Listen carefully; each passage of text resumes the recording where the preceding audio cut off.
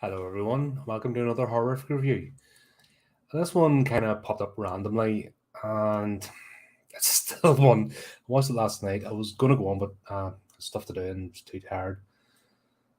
Sadly, back new job, all that kind of stuff. So these streams make it a little less frequent than usual, but I'll do my best to keep going. Right. So we're talking tonight about Broil, and I'll admit I never watched the trailer. If I had watched the trailer, I wouldn't watch the movie. There's kind of a giveaway of the level of cheesiness involved. But in saying that, when I first picked up, read the description, I thought it was going to be one thing. Then I was pleasantly surprised. Then I was confused. I think that's the best way to put it. So it starts off, we have Chase Sinclair, rebellious teenager, Catholic girls' school, all that kind of stuff. And in fairness, she plays a strong character. So you got the mean girls, that usual nonsense. Trying to bully her, and she basically just melts him. Just poof, job done. Smashes one of her faces, and then she comes back to her and tries to have a go again in the classroom. One of the sneaky types. Tell teacher that this or said that, and she just headbutts her. Great introduction to a character. So she's like a willful spirit. Her parents are not too sure what to do with her, all that kind of jazz. Parents are professionals. That's the initial sort of premise. Then we meet the parents having a meeting with what do you call it? June's father, August. Now, this is the Sinclair family. There's some sort of long-standing dynasty. We're getting vampire basically paraded at us and waved like a flag, but it's not that. And basically, they're talking about every year they have to harvest. We're not shown how they harvest, who they harvest, or who they pick, or how it's all used, but that comes up. June and her husband are trying to negotiate how to leave the family. And this conversation's happening while Chance is getting into trouble at school.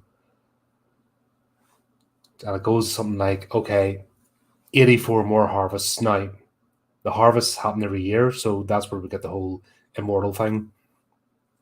84 more harvests, no 40. Okay, one more harvest and you're firstborn. That's kind of the way it goes. In fairness to the guy that plays August Sinclair, he has a decent stab at a Belfast accent.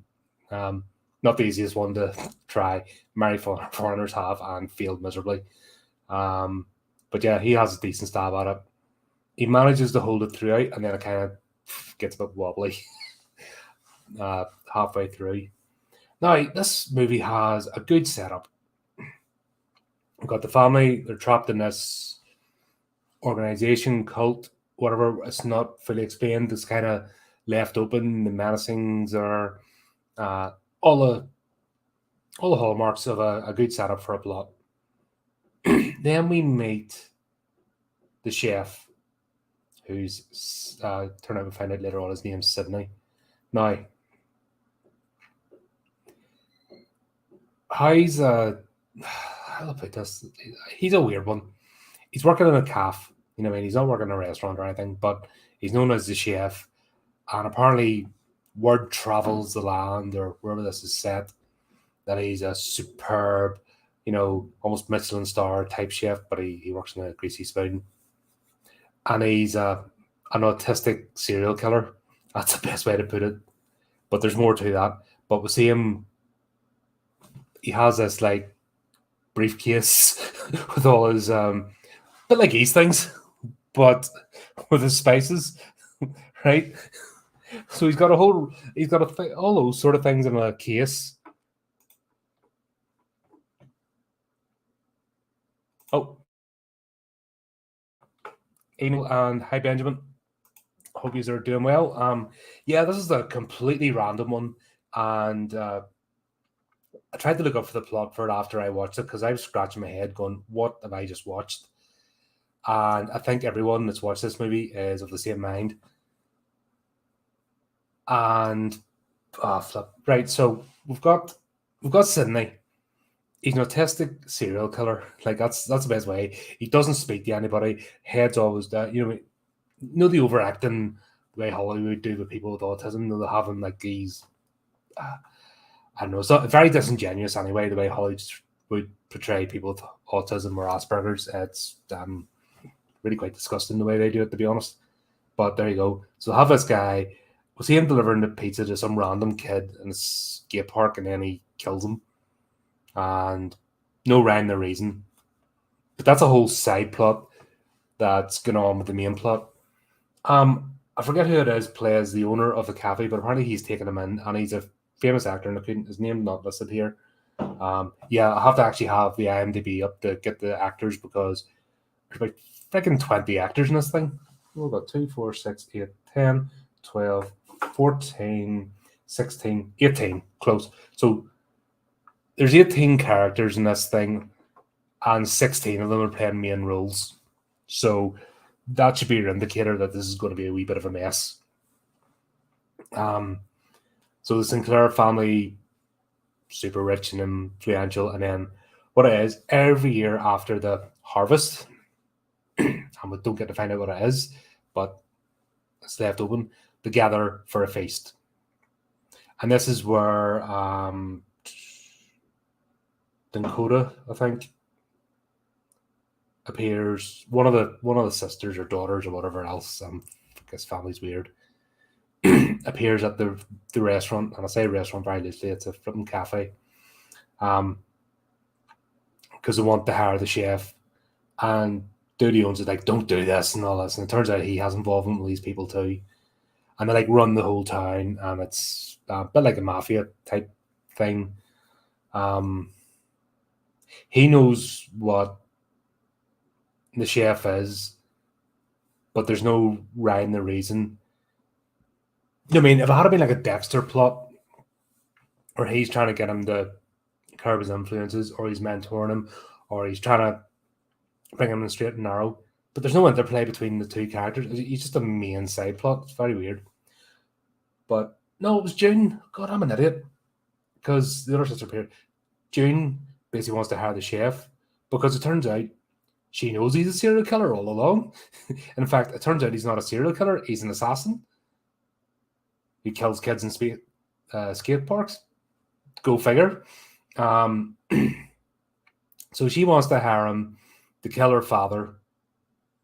Now, here's another thing. They're like father. So I don't know if it's a blood relative or it's a honorary title or it's a cult thing. We don't delve into that. It's just father. There you go. God. This is where it starts to go towards a bit. It's building up the plot, and then this movie just goes mental. That's the best way to describe it. So chef gets hired, and it turns out it's only Hemlock can kill August, whatever he is, and they've got one chance to do it at this because blah reasons. That's all fine. In the meantime, this has been a year, by the way. God, I nearly forgot about that, but they make the deal, like I said at the start. So Chance, after getting in the fight the second time with the girl, they use it as a guise of she's going to live with her grandfather to get straightened out. So Chance goes and lives with August. Now, she's got a condition where she needs a blood transfusion every day, and direct sunlight hurts her. So that's where I'm saying the whole vampire thing. But it turns out she's not a vampire. Now, in the year she spent, now August comes across as a sinister, authoritative, mean person that wouldn't think twice before slitting your throat or chopping your head off if you're a threat to his empire's power. That's the kind of person. So Chance is still exactly the same person a year later when they do the time jump thing, which is very strange because someone like August would have had her whipped into shape. Also, she knows nothing about what she is, and everybody else Even Luck, her younger daughter, is clued in to a degree of what she is, except her, which is a weird. That's what I said. This movie is an absolute mess. No, Benjamin, they're hinting at a vampire, but they're not, because they make it very clear they're not vampires. That's the confusing bit. So they do the indirect sunlight thing, they do the blood thing, and then they make the joke a year later when this dinner party is about to happen that, haha, Chance thinks we're all vampires. Now, they have this thing about naming people in their family by months of the year, but so many of them are named and then others aren't, so it makes absolutely no sense either. If everyone was given a name and there's only 12, that would have cut down the character list a bit anyway and made it a bit more manageable. And then somebody could take, somebody could take the part of the 12th. That could have easily tidied up the plot. But yeah, she meets Chef. Oh, what are you doing here? Oh, he's here to cook. And then, in fairness to the actor, Timothy, I'm not too sure, Timothy V. Murphy, I'm not familiar with him, but he really plays super creepy dude. You know what I mean? He has that sort of menacing quality to him. And he's putting his arm around the chef and stuff. And do you know, what do you call that idiot? Ben, the accountant, Ben Affleck, that idiot. Do you know why he played the accountant? That, that's why they had this guy playing, which is just really annoying. And then always being real creepy. So it's all set up for the dinner party. Now, this is the bit I'm talking about in the trailer. If I'd watched the trailer first, I would not have touched this movie with a 10-foot barge pole. They all start, all the dinner tables led right out. And of course, this special meat is then brought in because they're trying to do like a Game of Thronesy type thing, or Roman, Fall of Caesar, that they know they're plotting, they're making the plot, but he knows that they know he knows they know, all that kind of nonsense. But this package appears, oh, it's going to be fantastic, and it's obviously a person or something. It's not your typical beef, and they've even used food dye on it to make it super red. And that's the big thing to make of this. Then the bit happens in the dinner party. They all gather around, they unfold the napkins, and they place them over their heads. And they're all like, acting like absolute morons. They place the napkins over their heads, they hold hands, and then the glowy thing in the center of the table goes, whoa, whoa, whoa, purple glowy type stuff. And then they all start having purple veins, like throbbing. And they didn't let Chase take part in this. She's like, when you can act like a Sinclair, you can sit and eat like a Sinclair. All this kind of shit. This guy had a year to straighten that wee girl out. In fact, without any other influence of her parents or school or anything else. So, once again, makes no sense. But they're setting her up that... I'm getting tired already talking about this. Oh my God. After this, the movie just goes nuts. Chef prepares a meal. You see him messed about with the super herbs and the special one in the bag, which is the hamlet. All the plates get set down, and then of course you get the Roman, the Caesar type thing. Chef, you can have first taste of my plate, which never happens, but he basically cuts it to make him eat it because it's poison. And your brain hurts? You didn't even have to bloody watch this thing. You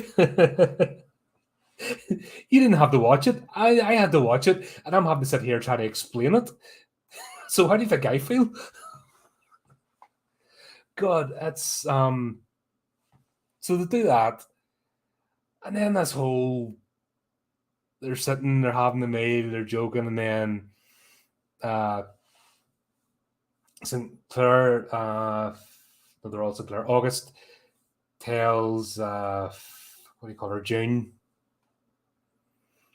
Tells June, yes, I know you tried to poison me. You have something to say it now, and all this kind of stuff. And then she's like, I should run the family because you're an idiot. Who's with me? Her husband stands up, and that's it. then her husband pulls out a knife, and then they all start fighting, and yeah, stab, they're down. Mom's next. Yeah, they kill those two. Chef tells Chance, like, they've only met each other, but all of a sudden he has some deep bond with her, whatever, but tells her to hide in the cover. They kill her parents, they eat her parents. It turns out as well that it's Luck. Is it Luck? Yeah, she wasn't Luck anyway. The younger sister was what got served, so that was, I mean, there's not really much to spoil in this movie. Even if I spoiled it, you'll still watch it and be confused. I could read I could actually get the script from the director and read out verbatim this whole friggin' movie, and you could still watch it afterwards and go, "What the hell's happening?" Then they bring Chef in, and this is where it just goes fucking absolutely off the rails. So it turns out they're like, you're so brave, you brave warrior, trying to poison me, and you had it yourself. Do you want to join our family?" And he's like, "Never, I'll never join your family." "Fine, then we'll have 3 trials. Okay. So the first trial is they bring in a dude who runs a restaurant, and then it's like, "Yes, you killed for him, but did you know he was getting paid for you to kill for him?" He's your and then he kills him, stab, done. And then, oh yeah, Chef Autism Boy, that's another thing. He goes to the same coffee shop, like the wee trailer thing, every day and meets these 2 girls, and he won't speak to them. And she keeps drawing a smiley face in his cup to hint that she likes him, and he won't speak. And there's no reason why she would feel anything towards him, because he's just odd. Like, the way he acts is one of those people that make her skin crawl. She's like, "Whoa, okay, mate, there you go, bye, see ya." Didn't even tell his name. Brings one of them in. God, what happens next? I don't know. I'm confused. Brings him in, her in. He was going to go to kill her. He won't do it. So then they bring Chance in. They find Chance, bring her in. Oh, in the meantime, she's hiding in the cupboard. She flicks on a light and goes to another realm. Every time she flicks a light on inside, she disappears to another realm, and there's somebody waiting in a campfire bar. If you can work out what the hell that's all about, you're better than me, because fucking confused. Yeah, so we now jump interdimensional realms, and everyone's got purpley stuff going through their veins. So they're not vampires, but they act like vampires. But they're not demons either, because they brought that up. So your guess is as good as mine. So yeah, they bring Chance in, and then girl 1 at the coffee shop doesn't want to die, so she kills Chance. And then they bring in girl 2 at the coffee shop, and girl 1 goes to kill girl 2. Chef doesn't like that, so he kills girl 1 after defending girl 1 to let girl 1 kill Chance. Yeah, something like that. That's all. I'm just going to guess the fucking rest of the movie. I'm just going, what the hell is this? Yeah. So that happens. Then somebody else starts fighting.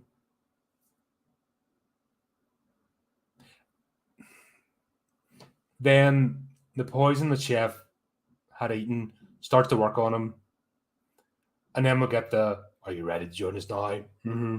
Yeah. Sorry, no places left, but we'll give you a warrior's death. Then they go all out in the garden, and there's lightning flashing and weird shit.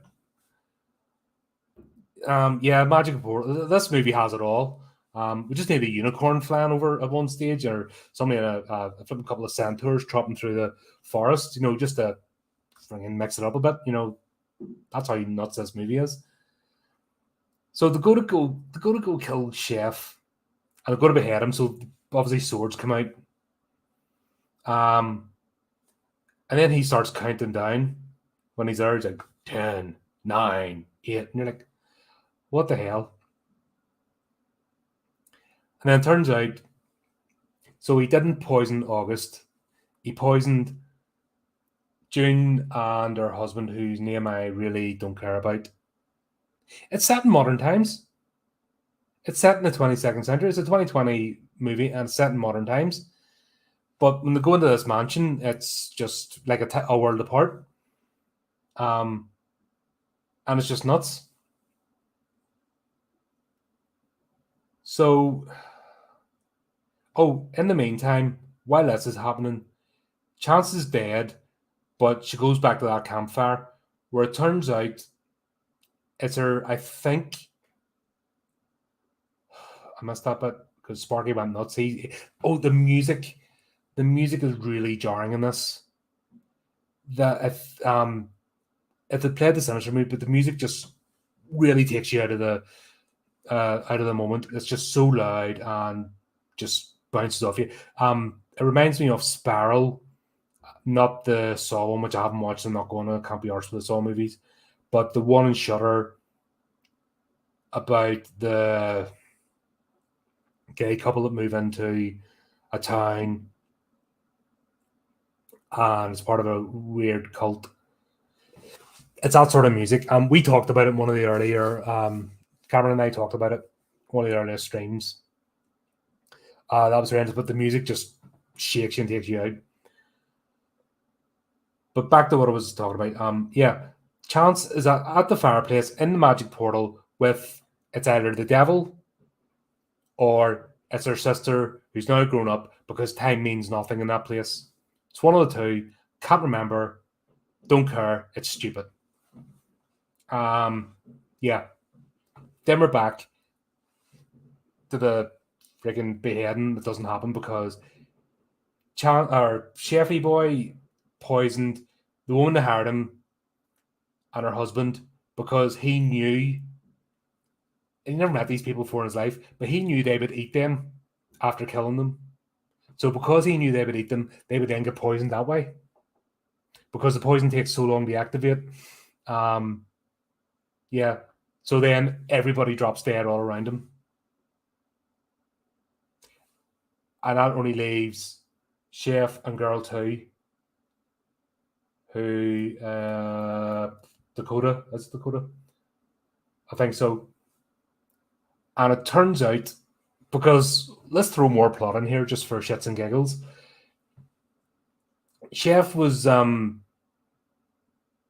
taken away from his family at a young age, and his death was faked to be molded as this top assassin. Fucking, I shit you not. And Dakota is his sister. And the reason he's been going to the coffee shop is because it's his sister with him, or that's his sister there. And those two survive and they walk off into the sunset.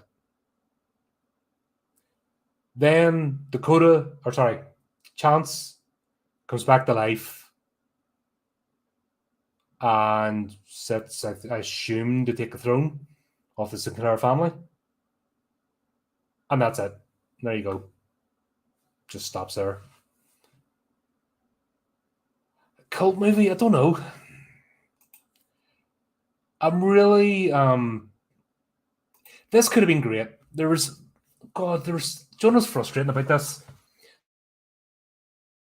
There's so many that this actually could have been a great tight drama that had good actors. Now, these actors are good.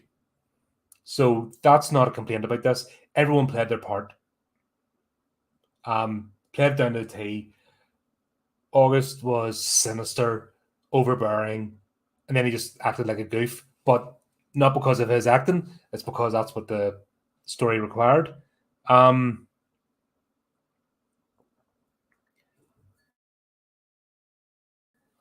the share wittingly poison him, he's held the other guy hostage, whatever, would have made sense. But to have him as an autistic assassin who is secretly stalking his sister because he's hidden all for this one moment is stupid. That whole side plot is ridiculous. It might have worked better as a series.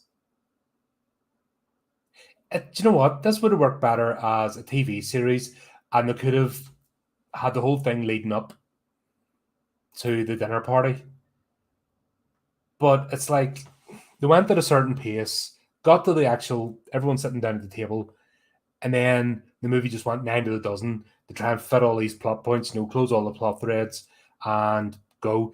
And almost sounds as if they're trying to set up for a sequel, but really,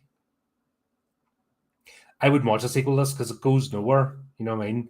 Unless they're going to bring another branch of the Sinclair family out, and Chance has to defend her throne that she's only got and doesn't know what to do with. They didn't even tell her what she was, and therefore they didn't tell us what she was. And that would have actually dealt with her rebellious streak. They actually, her character was built that if she understood what she was and her purpose, she would have been the type that would have embraced it. That's the way they had her character set up. And she would have actually been an asset to the family. So go figure. They crammed too much into it. They left too many loose plot threads lying about, trying to branch it out too much. And then they paced it. So they paced it right up until the dinner table scene. And then it just went daft. And then we didn't get a proper resolution of it. And it was a shame because I was enjoying it. Because I was expecting some dopey, I don't know. The series, they're making a series of it. I really don't know. I love the books. I really enjoyed the original. Wasn't too fussed the Queen of the Damned. Broil, well, it's a cooking term.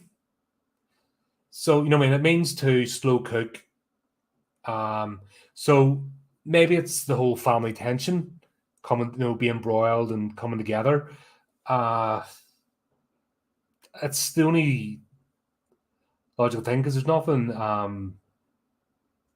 really a hint because nothing, it all explodes in the end. It's all simmering and all this tension's built up. But to be honest, the only two, it's only June and our, who the hell is,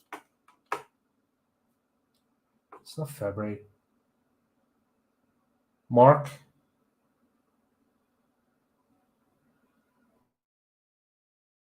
Mark, I can't remember, but the husband's name. They were the only two dissenting. So all I have to do is wipe them out. And there's no broil anymore because everyone else was on board and reunited and they embraced what they were. Chance, I believe, her character, if she had been let into this family secret and in that year that she spent with her grandfather, she had no internet. It said she had no internet, no school, nothing. So she would have been perfect for conditioning, but they didn't bother. And in fact, I would have said Chance would have turned against her parents out of resentment for the way they treated her. Yeah, so very frustrating. I think that's the best way I can put it. Frustrating. There was all the ingredients there. Yeah, cooking pun. But there was all the ingredients there to be a fantastic movie and actually one that would have lasted. Like I said, low budget. This is not super high budget, so it would have been perfect. One you would have stuck on again. It could have went somewhere, but it didn't. It just went mental. I don't know what went wrong with the production of it. Nobody reins these directors in or, looks at these scripts, but they'll look at them for other things. But it seems to be with horror. Just you crack on. You've got a $5,000 budget. You make what you can and we'll stick it out. It seems to be the way of horror, which is a wonderful thing about it because you just get madness and that's all this is, just complete madness of a movie. But it just, because there's so much there, potential, and it was just wasted. I was frustrating to watch towards the end. But there you go. That's my review. Hope you enjoyed it. Sometimes I watch these movies so you don't have to. I really don't know whether I should recommend you try it out or not. I stuck a link in the description if you want to have a look at it. But I don't know what you'll get out of it. Yeah, I don't. I can't hardly recommend it, but at the same time, I can't say stay away from it because there's good acting. There's enough of a plot there. Just go mental the second half. So there you go. If you do check it out, let us know in the descriptions what your and be interesting to see if people think the same as me. Did I miss something? Am I just being daft? And did I miss something fundamental about the whole plot of this movie that just made me miss what it was about? Fair play if I did. You know what I mean? I'm only human after all. But there you go. As usual, do the click and like things. Keep up to date with the channel. More live streams coming. And until next time, keep it creepy. Keep it horrific.